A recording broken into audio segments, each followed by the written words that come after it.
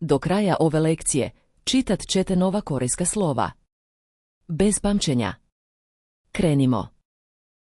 Zapamtite tajnu hangula. Svako slovo je oblikovano kao vaša usta kada ga izgovarate. Evo slova.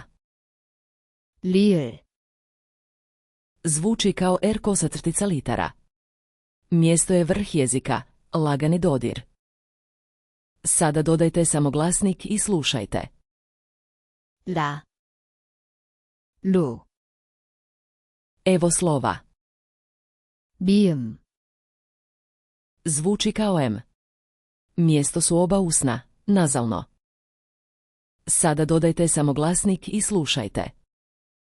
마, 모, Evo slova.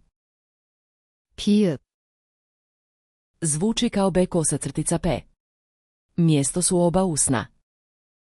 Sada dodajte samoglasnik i slušajte. 바, 보, Spojite suglasnik i samoglasnik i dobit ćete slag. Kao građevni blokovi. 라, 루, 마, Vaš red pročitajte ovo naglas. Pauzirajte ako trebate. 라, 루, 마, Nevjerojatno. Upravo ste naučili 3 suglasnika. Već možete čitati više korejskog nego jučer.